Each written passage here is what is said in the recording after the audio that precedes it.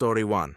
I walk into a local phone store because my old one's basically held together with duct tape and hope.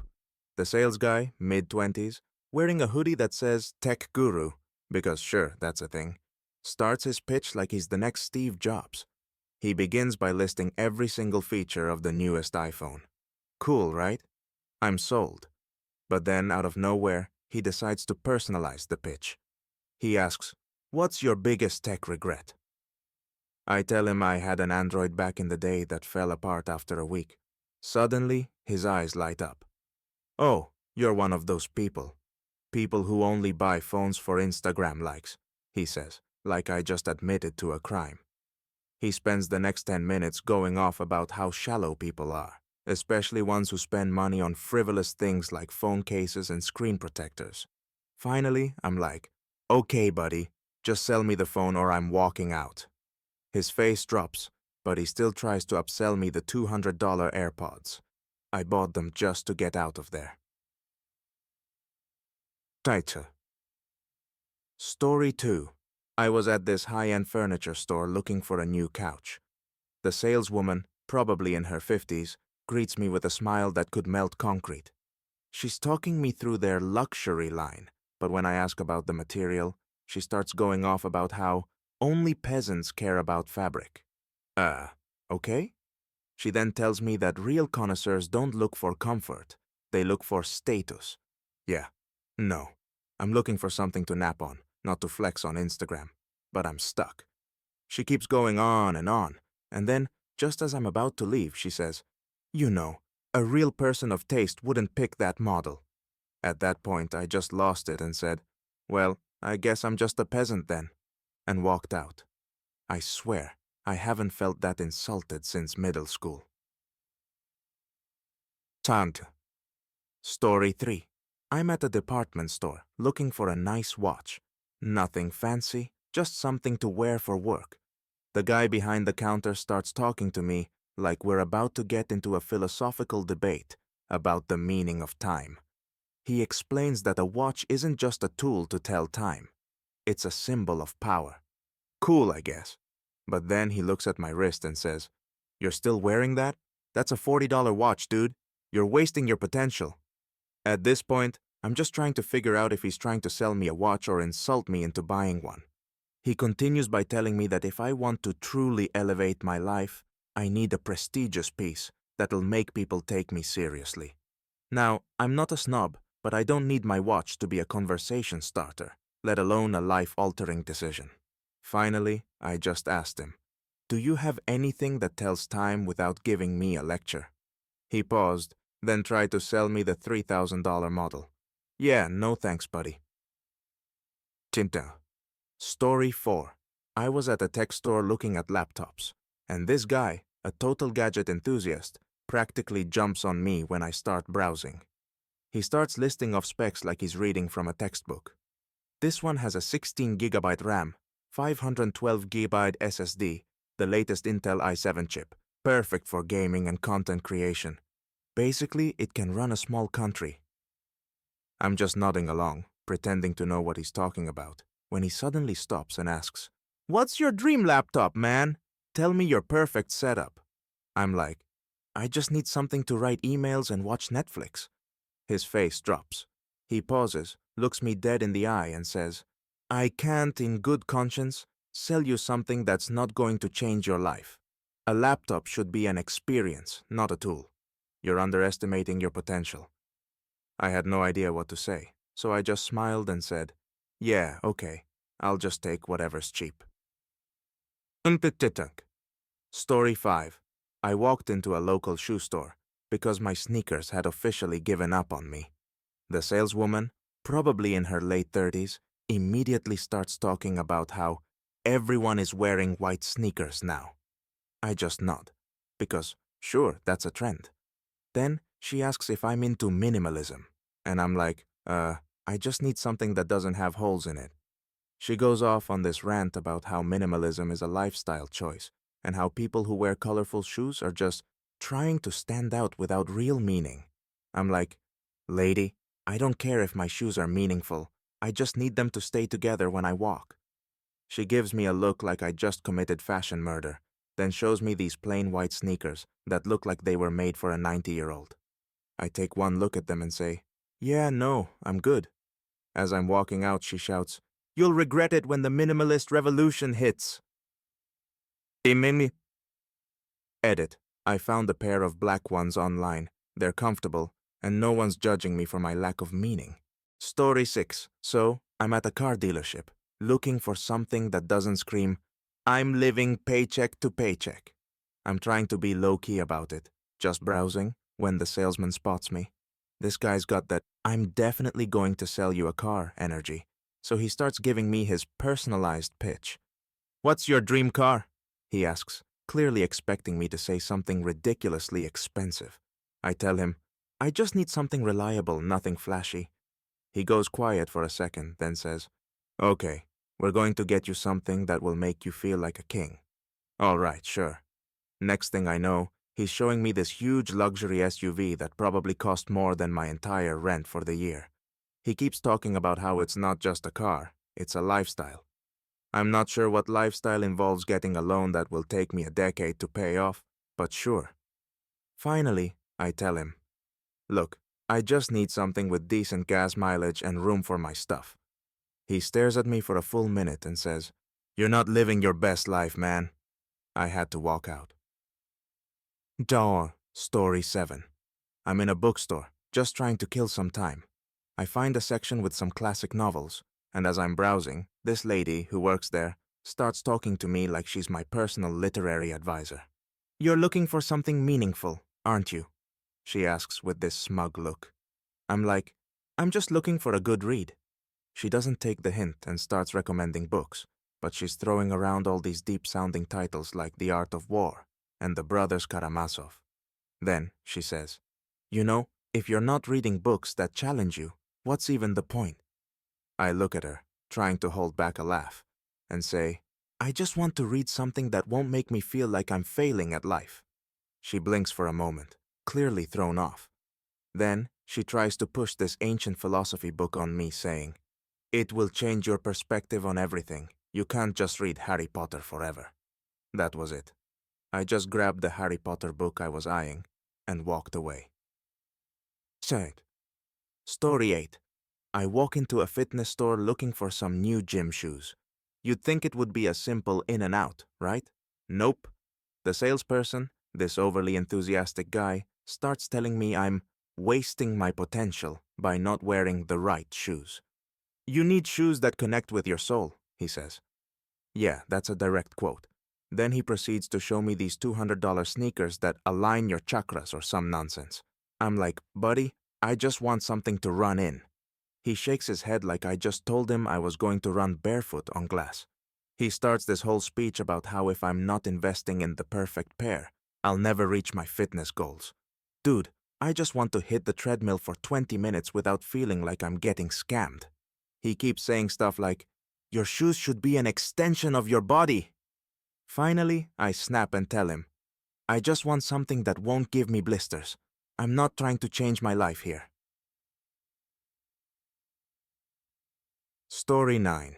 So, I'm at a local electronics store, just trying to find a simple phone case, and this guy, he's got that "I'm about to make you buy everything in this store" vibe, starts talking to me about the future of tech. At first, I'm just nodding, half listening, thinking he's just doing his job. But then he starts telling me that everyone is making a huge mistake by buying old-fashioned cases. Apparently, his new line of phone cases is what the innovators use. I'm like, "Okay, but I just need something to protect my phone from cracking when I drop it for the 100th time." He starts going off about how this case is designed to align with your personal energy, and that only people who are in tune with their environment deserve the protection it offers. Bro, it's a case, not a spiritual journey. I just wanted a simple black one, but he kept pushing this $80 case with eco-friendly materials that looked like something I'd find in the bottom of a thrift store. I left without buying anything. Story 10. I'm at a local coffee shop, trying to get my usual medium drip coffee, when the barista, this overly excited guy, asks if I'm sure I don't want something more adventurous. I tell him, "No, I'm good. Just a regular coffee." He shakes his head like I've just told him I don't know how to live life. You should really try something with more depth, he says, clearly about to go off on some coffee philosophy. He starts listing all these complicated drinks, each one more pretentious than the last, like flat white and pour over and nitro brew. At this point, I'm just trying to get my caffeine fix, not be educated. I finally tell him, look, I just want coffee that's black and doesn't cost me my soul. He gives me this disappointed look, hands me my coffee and says, you really should try expanding your horizons.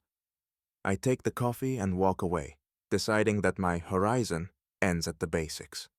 Edit. I went back the next day for my usual order. No lectures, just coffee. Story 11. So, I'm at a furniture store, just trying to find a couch that doesn't look like it was pulled out of a college dorm room. I get this overly eager salesman, who starts telling me about all the luxurious options. He points to a couch that looks like it came straight out of an 80s sitcom and says, this is the pinnacle of comfort. If you want to feel like royalty, this is the one. I stare at it for a second, then tell him, I just need something to lounge on that won't fall apart in 6 months. He looks at me, horrified, as if I've just told him I've never seen a Star Wars movie. You need to understand, this is more than just a couch. It's a lifestyle, a statement, he says, going full philosophy on me. I'm like, it's just a place to sit. I don't need to make a statement about it. But he keeps going, telling me how this couch will change my life. Finally, I tell him, look, I just want something that doesn't squeak every time I sit down. He pauses and says, well, then maybe you're just not ready for real luxury. I walked out, $1,500 poorer in both patience and dignity. Dunk. Story 12. So I'm at this electronics store, trying to buy a simple laptop. Nothing special, just something that won't crash when I open 5 tabs. The salesman, who looks like he's been living off Red Bull and adrenaline for the last 48 hours, starts his pitch by asking, what kind of power are you looking for? I'm like, just something that doesn't freeze when I look at a video on YouTube. He gives me this disappointed look, like I've just insulted his family. No, he says.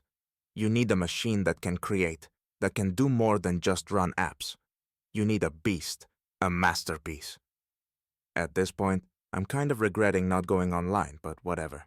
He starts showing me this $3,000 laptop, and I swear, he talks about it like it's going to make me the next Elon Musk. You're not just buying a laptop, he says.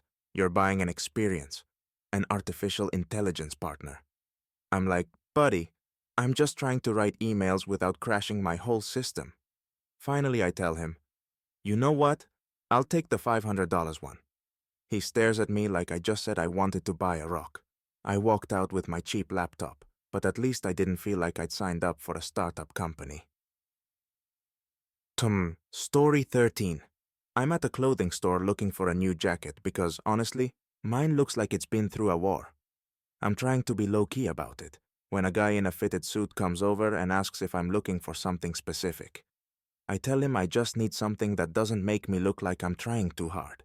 He smirks and says, you've come to the right place. You're not looking for ordinary, you're looking for elevated. At this point, I'm thinking this guy is just another salesperson trying to make me feel like I'm not living my best life. He pulls out this ridiculously expensive jacket and says, this one is for people who are seen, people who make an entrance. I'm like, yeah, I just need something that's not going to make me look like a fashion disaster.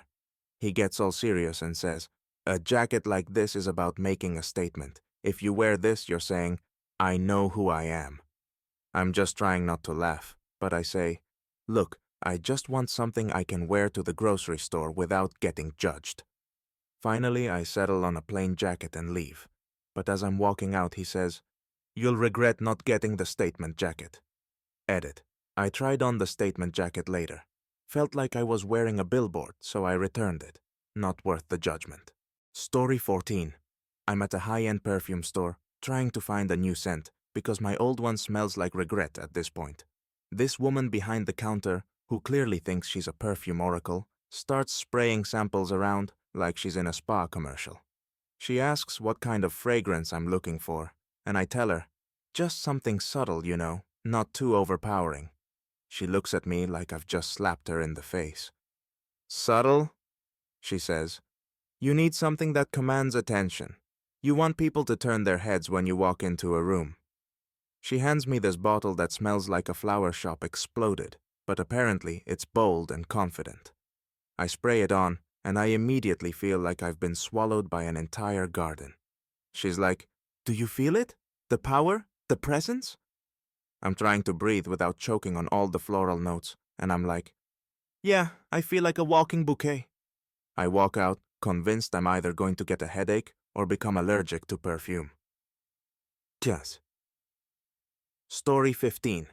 I walk into a wine shop, trying to pick out a decent bottle for a dinner party. I'm standing there, trying to read the labels like I'm in a wine-tasting documentary, when this guy approaches me and asks if I need help. I tell him I just want something good, but not too expensive. He looks at me like I've just asked for a bottle of grape juice. "You don't choose wine based on price," he says. "You feel it. You experience it." I'm just trying to find something that pairs well with chicken, not with a midlife crisis. He hands me this $150 bottle, claiming it's the best red for true wine lovers. I ask if it's good with food, and he says, "It's not about the food. It's about the moment you share with this wine." At this point, I'm pretty sure this guy's trying to sell me an experience, not a drink. Finally, I just grab something on the bottom shelf, say, "Thanks," and walk out, thinking I'm probably about to get judged at the dinner party. Edit. The cheap wine was actually amazing. It tasted better than the overpriced experience he tried to sell me. Story 16. So, I'm at this trendy boutique, looking for a simple pair of jeans. I just want something that fits well and doesn't make me look like I'm trying to relive my high school emo phase. Enter this overly enthusiastic salesperson who clearly thinks she's on a mission to change my life. She starts talking to me about the art of denim and how jeans aren't just clothes, they're a statement. I'm standing there, trying to process all this like I'm in a cult meeting, when she pulls out a pair of jeans that cost as much as my rent. "These are the vanguard of denim technology," she says, all serious. "You can feel the legacy in every thread." I tell her, "Look, I just need something to wear when I go to the grocery store, not a pair of jeans that's going to change my soul." She gives me a confused look, like I've just told her I'm wearing sweatpants as a lifestyle choice. Finally, I tell her, "I'll take the plain ones, thanks." She stares at me like I just rejected a golden ticket to the fashion elite. I pay for the jeans and walk out, feeling like I narrowly avoided being inducted into a denim cult. Story 17. I'm in a bookstore looking for a quick read when this guy in his late 40s starts talking to me about the power of literature. He's holding this thick, dusty book like it's the Holy Grail. "You need to read something transformational, something that will change your perspective on life," he says. I tell him, "I just want something fun, like a thriller or a mystery." He looks at me like I've just asked for a comic book and says, "Fun? Fun isn't going to teach you anything about yourself." So, he starts pushing all these deep philosophical books, quoting Nietzsche and Kierkegaard like he's the second coming of an intellectual. "You need to embrace existential dread," he says. "It'll open your eyes to the world around you." I politely smile and say, "I'm just trying to relax, not spiral into a crisis of identity." He doesn't take the hint and hands me a 700-page book on metaphysics. I tell him, "Maybe next time. I'm good with my fun books." Edit. I did end up reading that metaphysics book later. Turns out he was right. After 300 pages, I definitely spiraled into an existential crisis. Story 18. I'm in this fancy coffee shop, just looking for my usual black coffee. The barista, who looks like he moonlights as a yoga instructor, asks me, "What kind of vibe are you looking for today?" I'm not even sure what that means, but I tell him, "Just a regular coffee, thanks." He raises an eyebrow, like I've just asked for a glass of tap water. No, no, no," he says. "You need something that matches your energy." He then proceeds to pull out this $7 cup of coffee that's got half the menu's worth of weird ingredients in it, like oat milk, cinnamon, and an artisanal blend. I stare at the cup and say, "This is starting to feel like a chemistry experiment." He tells me, "This isn't just coffee, it's an experience, a journey. It will elevate your entire morning." I'm standing there wondering if I'm about to consume the universe itself. I take the coffee reluctantly, and as I sip it, I feel like I'm drinking a cup of overpriced, overhyped nonsense. Finally, I pay, thank him for his vibe, and walk out, convinced I've just made a very bad decision. Story 19. I'm at the mall, just minding my own business, when I pass by a fancy watch store. The salesman, who's clearly had too much coffee that morning, stops me and says, "Looking for something timeless?" I roll my eyes a little, because who's not tired of that line? I tell him, I just need a watch that works and doesn't cost my life savings. He looks at me like I've just suggested buying a cheap knockoff. "A watch is a statement of who you are," he says dramatically. "It's a declaration of your success." I stare at him, wondering if he's read too many motivational quotes. He starts showing me these ridiculously expensive watches that look like they could double as a second mortgage. "This one," he says, "is for people who command respect. It says, 'I'm a leader.'" I tell him, I'm just trying to keep track of time, not my emotional state. He gives me a look like I've just turned down a treasure chest. I politely decline and walk away, relieved I didn't get sucked into buying a $10,000 watch just so I could look important. Story 20. I'm at a tech store, looking for a new set of headphones because my old ones sound like they're underwater.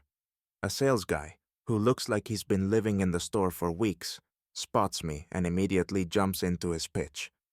"You're looking for the best sound quality, right?" I tell him. "Just something that doesn't sound like static when I'm listening to music." He starts talking about sound profiles and acoustic engineering like he's a music producer. "You need headphones that are designed for audiophiles, that immerse you in sound," he says. I look at him, trying to hide my confusion, and say, "I just want to hear the song without feeling like I'm in a stadium." He grabs a pair of $400 headphones and says, "These are for true connoisseurs. They're crafted for perfection." I tell him, "I'm not trying to listen to Beethoven in 3D. I just want to hear my playlist." Finally, I grab a cheaper pair and walk out, relieved that I didn't buy into his audio philosophy. Edit.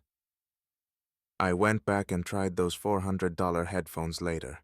Honestly, they did sound incredible, but I still don't think I'm an audiophile. I just wanted to block out my roommate's music. Story 21. So I'm at this super bougie art gallery, right? I'm just trying to look like I know something about art without actually having to know anything about it. I'm staring at some abstract painting that looks like someone spilled a bunch of paint while fighting with a canvas, when this over-the-top curator approaches me. "Ah, I see you're drawn to the essence of chaos," she says with a straight face, as if I'm some sort of intellectual for even standing there.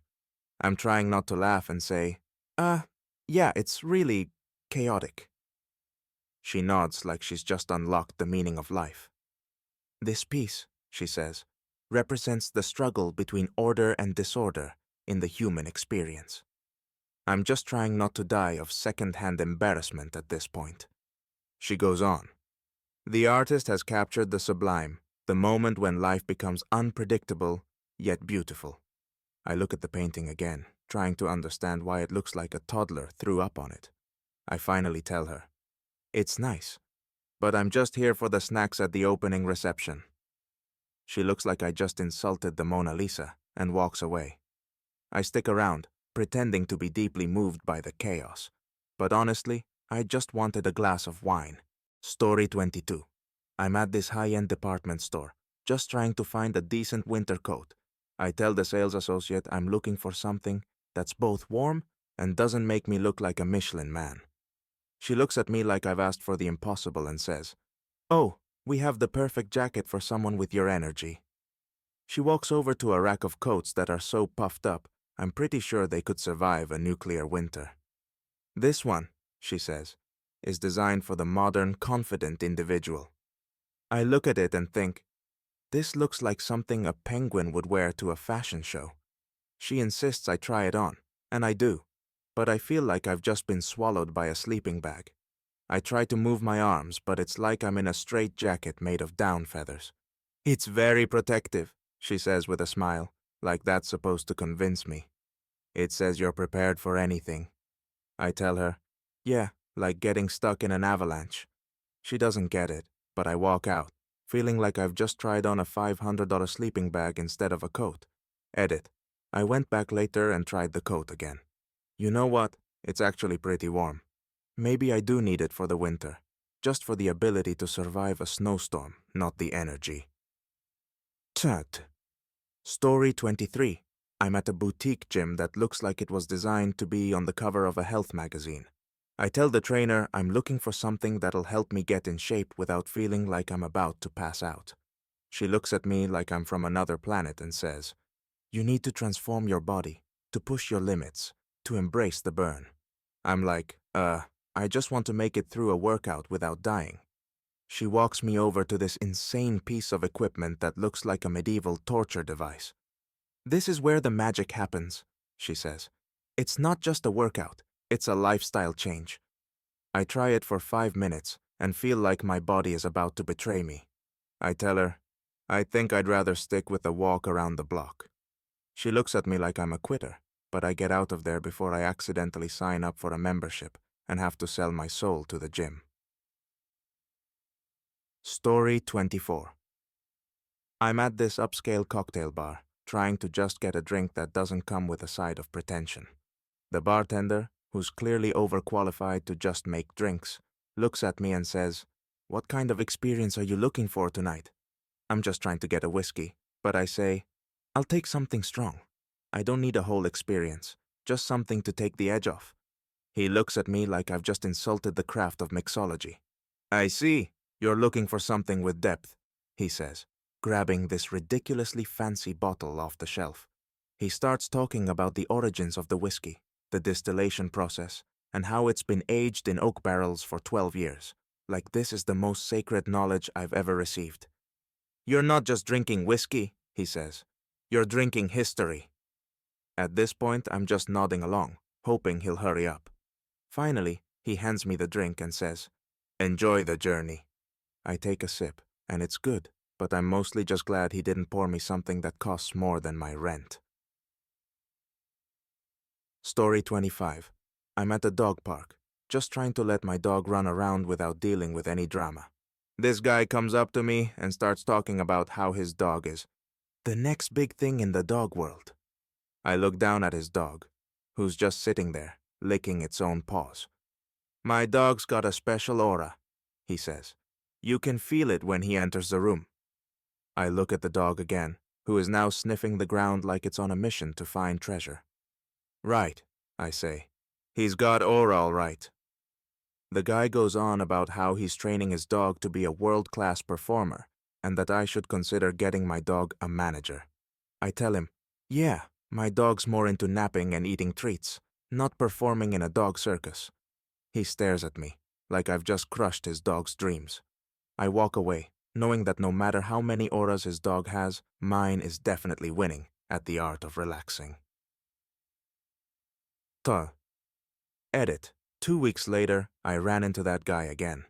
Turns out his dog became a local Instagram sensation. Maybe there's something to this dog aura thing after all. Story 26. I'm at a farmer's market, just trying to grab some fresh fruit. The vibe is all granola and hand-woven baskets. I'm browsing when this guy with a man bun starts telling me about how his apples are sustainably harvested and empower the earth. He says it like it's some kind of spiritual experience. I just want some apples, but I'm trying to be polite. He goes on about how the apples are grown without any pesticides and how they're hand-picked by local artisans. I look at the apples and think, it's just an apple, not a secret treasure from the Amazon. He starts offering me samples, and I take one just to be nice, but it tastes exactly like the apples I could get at the regular grocery store. He's still going on about how these apples have soul, and I'm just nodding and chewing, wondering how he convinced himself that a fruit could be enlightened. I buy the apples, and as I walk away, I'm trying not to laugh at the absurdity of it all. At least I have something to make an apple pie with. No soul required. Story 27. I'm at this trendy vegan cafe, trying to figure out what in the world I can eat that doesn't look like it came from a science lab. The waiter, who's wearing an apron with a slogan like peace, love, kale, looks at me and says, "What kind of nourishment are you looking for today?" I just want a salad, something that won't make me feel like I'm chewing on leaves all day. I tell him, something fresh, no tofu, or anything weird. He goes into this whole spiel about how tofu is the future of food and how it's full of protein enlightenment. I stare at him, trying not to gag, and tell him, I don't need food that's trying to change my life. I just need something that's not going to make me hate myself after lunch. He recommends this rainbow bowl filled with quinoa, kale, and avocado, and says it's a holistic experience for your body and mind. I order it because I'm not trying to be that guy who makes a scene at a vegan cafe. When the bowl comes out, it's so colorful, it looks like it belongs in a painting. I take one bite, and I'm genuinely surprised. It's actually pretty good. I guess even a vegan bowl can surprise you, but I'm still not going to start hugging trees anytime soon. Tack. Story 28. I'm at a tech store, trying to figure out which laptop to buy. I just need something that's not going to crash every time I open Google. The salesman starts talking to me like he's auditioning for a role in a sci-fi movie. This laptop isn't just a machine, he says. It's an extension of your creative soul. I blink at him, trying to figure out what exactly he means. He continues, with this, you'll be able to do things you never thought possible. To create, to innovate. I'm thinking, it's a laptop, not a magic wand. He pushes this super expensive model, claiming it's the most advanced laptop in the world, and that it's perfect for anyone who's serious about their work. I tell him, I just need something that works without freezing every time I touch the keyboard. He gives me a look like I've just insulted his firstborn child, and then goes on about the breathtaking resolution and the 4K touchscreen. I take a deep breath and tell him, I'm just gonna grab a regular one, thanks. He looks at me like I'm passing up on the greatest invention since sliced bread. But I don't care. I grab a regular laptop, pay, and walk out feeling like I just dodged an overpriced bullet. Story 29. I'm at a coffee shop, just looking for a caffeine fix, when the barista looks me up and down and asks, Are you ready to elevate your coffee experience? I stare at him like he just asked me to climb Mount Everest. I just need a regular coffee, man, I say. He insists, Let me introduce you to our signature blend. It's more than just coffee, it's a journey. He hands me this cup that looks like it was made by some caffeinated wizard, filled with foam and art that looks like it belongs in a museum. This, he says, is coffee for the connoisseur. I stare at the cup, wondering if he's just handed me a cup of overpriced nonsense. I take a sip and surprisingly, it's actually really good. It's smooth, rich, and, dare I say, life-changing. But I don't want to admit it, so I just nod like I'm pretending to understand all this coffee culture. I leave, not sure if I've been inducted into the world of high-end coffee or if I'm just hopelessly addicted to caffeine now. Story 30. I'm at a sushi restaurant and I don't know what's more overwhelming, the menu or the waiter who looks like he's auditioning for Iron Chef. He starts recommending things that sound way too fancy for me. You should try the omakase, he says, like it's the only way to achieve true enlightenment. I tell him, I'm good with just a California roll, nothing too crazy. He gives me a look like I've just rejected a Michelin-starred meal. Omakase is art, my friend, he says. The chef will create something just for you, a journey of flavors you've never experienced. I look at the menu again and think, a California roll is literally just rice and avocado. I tell him, I'm just here for something basic. No art, no journey, just a roll that doesn't taste like a fish tank. He sighs but brings me the omakase anyway. When it arrives, it's this tiny, beautifully arranged dish that looks like it belongs in a gallery. I try it, and honestly, it's pretty amazing. I end up regretting not embracing the art of sushi earlier. Edit, 2 weeks later, I've started eating sushi at least once a week. Maybe I am a connoisseur now? I don't know, but I'll never turn down an omakase again. Story 31. I'm at this upscale wine bar, trying to look sophisticated, but not break the bank. The sommelier approaches me with that "I know everything about wine" look on his face. He asks what I'm in the mood for, and I just want something that won't make me feel like I'm sipping vinegar. I tell him, "I'll take a glass of red, something light and not too fancy." He looks at me like I just insulted the art of wine.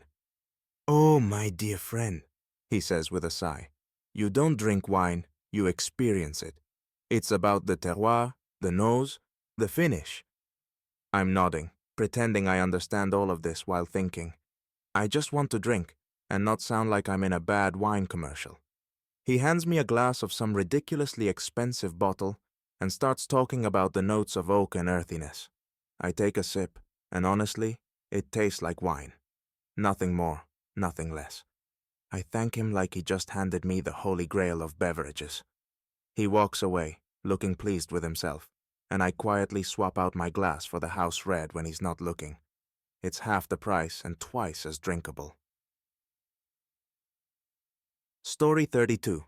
I'm at a wellness center. Don't ask why, it was a free consultation. The guy who's supposed to be my guide looks like he's just rolled out of a yoga class and into a cult meeting. "So, what brings you here today?" he asks, as if he's some kind of enlightened guru. I tell him, "I just need to feel less stressed, and I'm here to see if your expensive oils and crystals can help." He gives me this long, knowing look.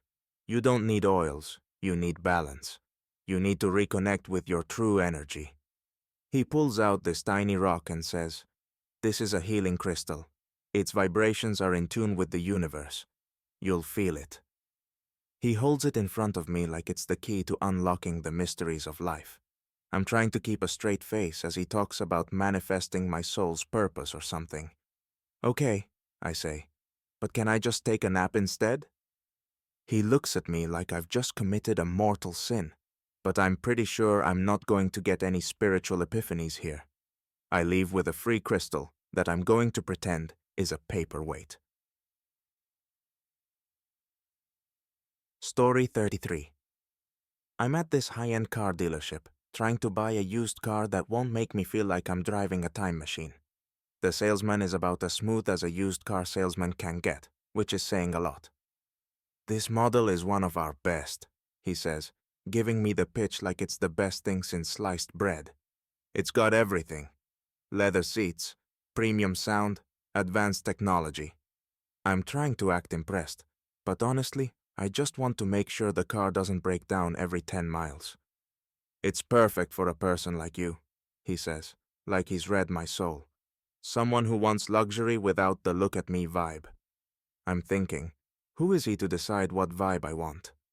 He keeps going, trying to convince me I need this car like it's going to solve all my problems, like I'll find true happiness just by driving it.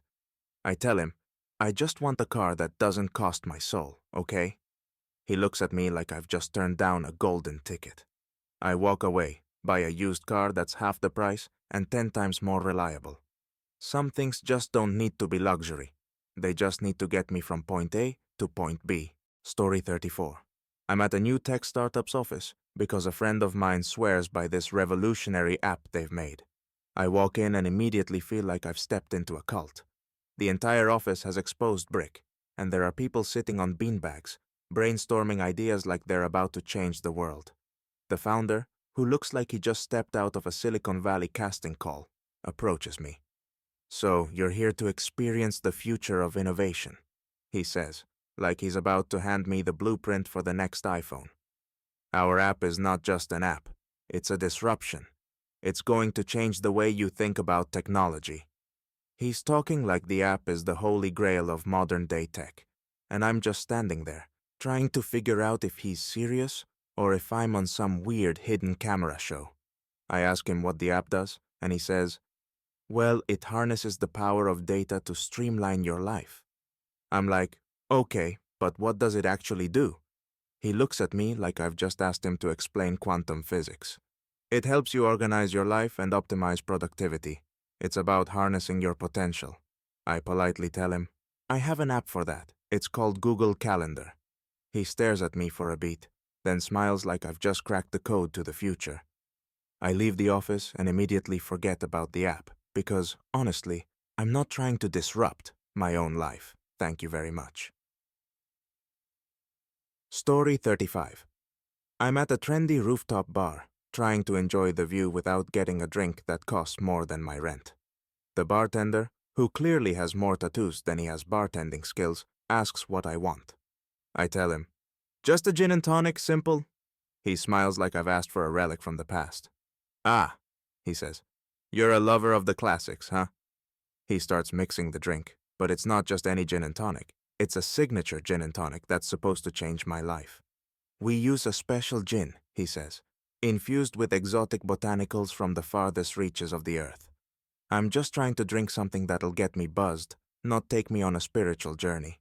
He hands me the drink, and it's got so many garnishes, I don't even know where to start. It looks like someone tried to make a botanical garden in a glass. I take a sip, and it's good. But I'm pretty sure it's just a gin and tonic with a little more effort put into it than necessary.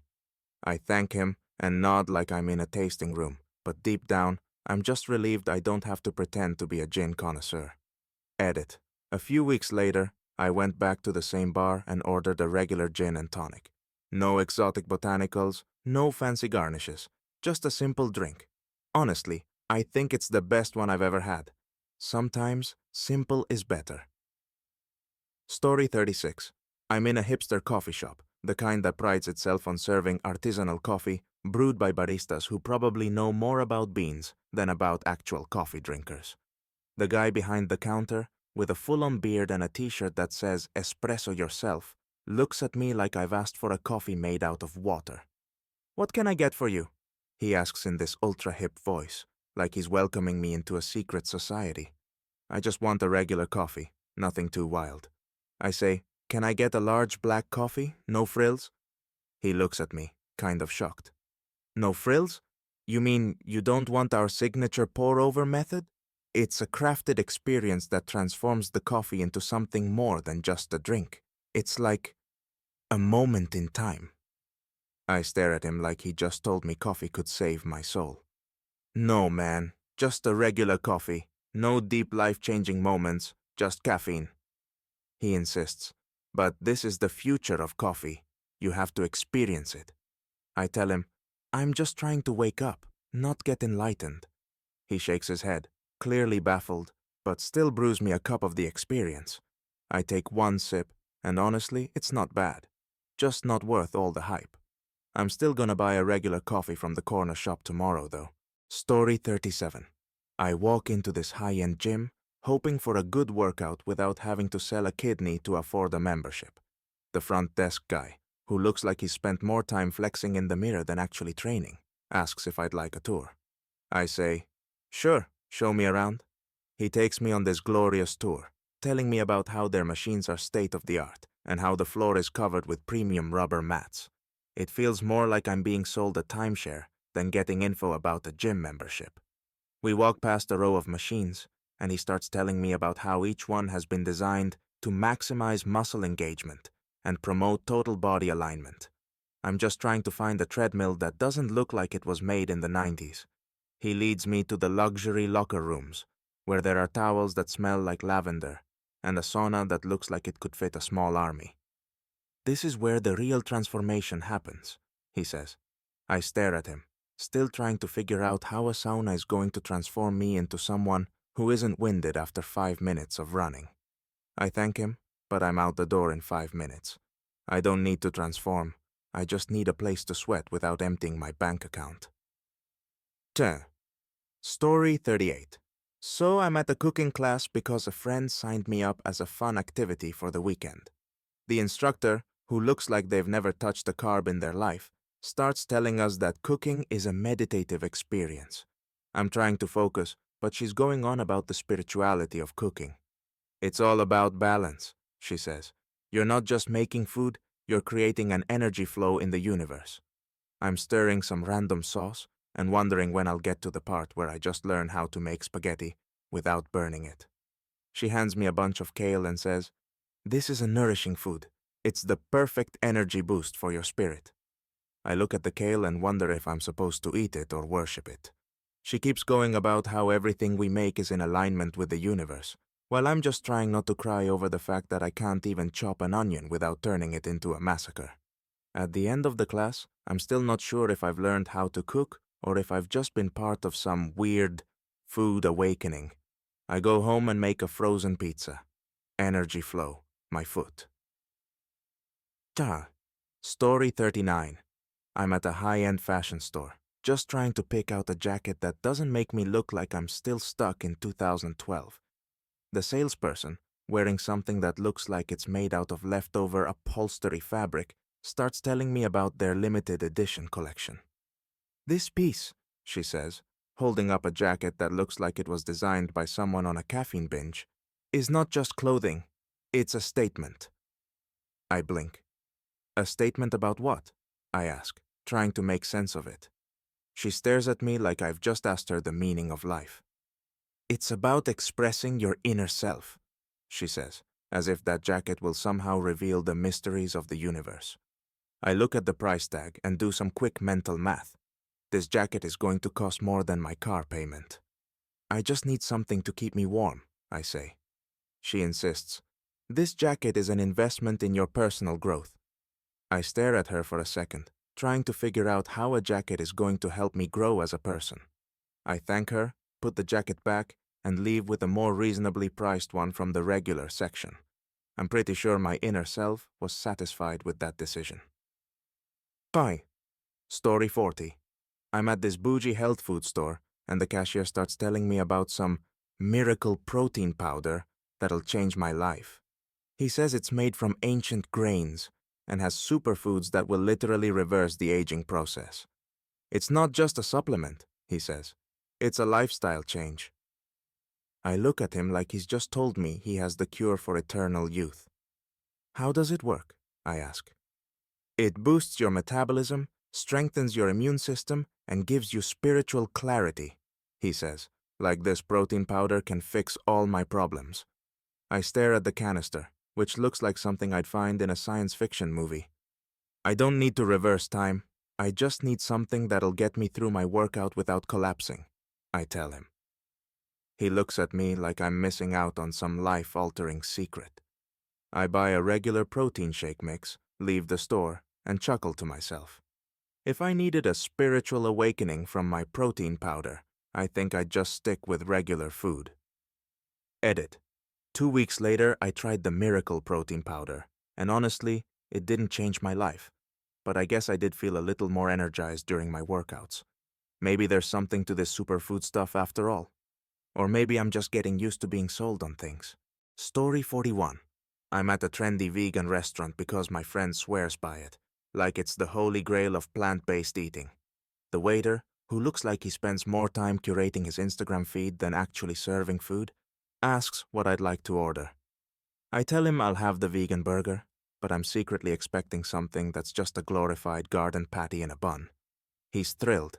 Ah, excellent choice. This burger is made from locally sourced ingredients and handcrafted by our vegan chefs. It's not just food, it's an experience. I stare at him like he just told me this burger will solve all my life problems. I'm like, okay, cool.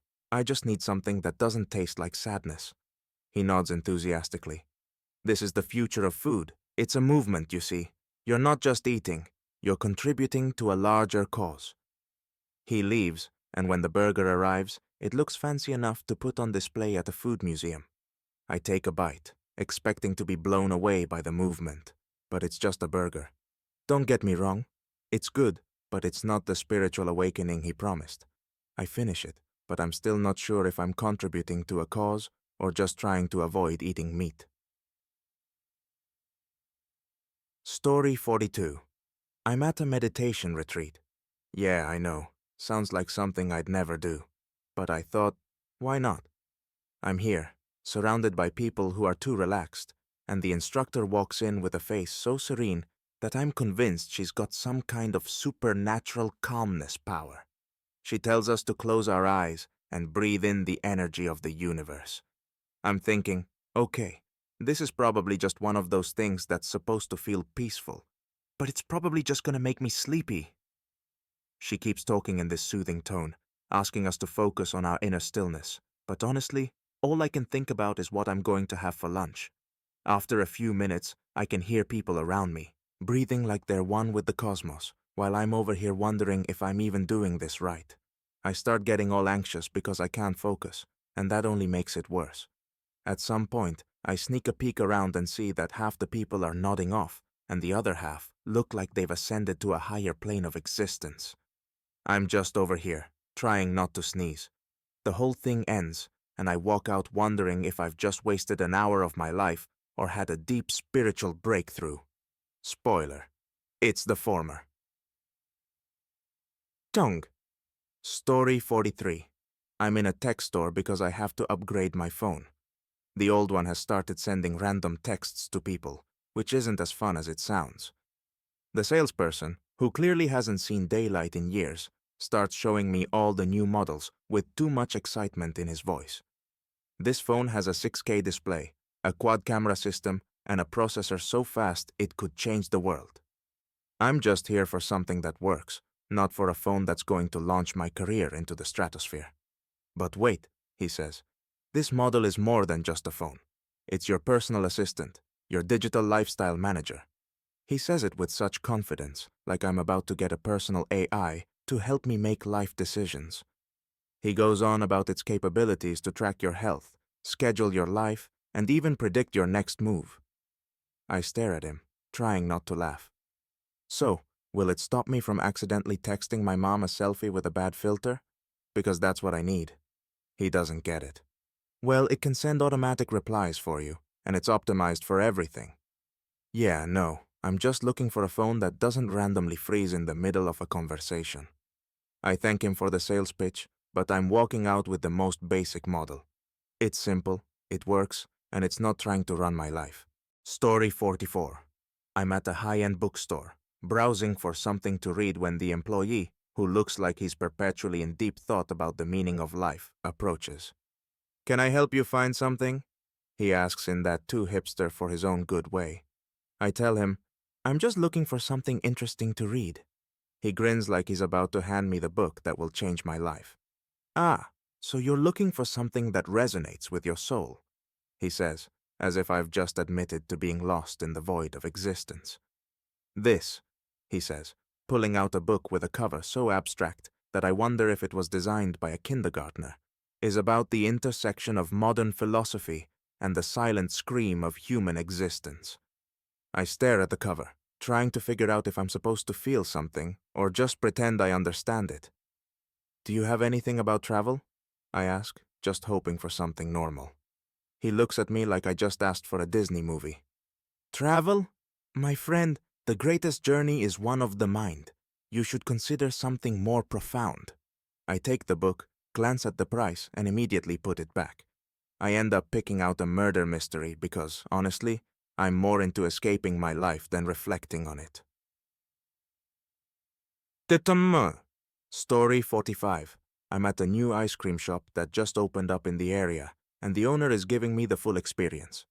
Our ice cream is made from the finest organic ingredients, she tells me, and it's a true artisanal craft. I'm thinking, it's ice cream. Can it really be that different? She hands me a spoon and says, take a bite and let the flavor transport you. I'm trying to be polite, but it's ice cream. It's supposed to taste good, not blow my mind. I take a bite, and it's good, don't get me wrong, but I don't feel like I've had a spiritual awakening. She keeps talking about how the flavors are infused with the essence of pure joy, and I'm just thinking, I'm pretty sure I'm just eating vanilla with a fancy name. She goes on about how ice cream is a reflection of our deepest desires and how each scoop connects us to the very essence of life. Meanwhile, I'm just trying to not make eye contact with the guy behind me who's clearly judging my lack of enthusiasm. I tell her, it's great, but honestly, I think I'll stick to the stuff from the supermarket. She stares at me like I've just blasphemed in front of a sacred altar. I pay for my cone and leave, thinking that sometimes ice cream is just ice cream. Edit. A few weeks later, I went back because my friend insisted it was better the second time. Honestly, it wasn't. It's still just ice cream,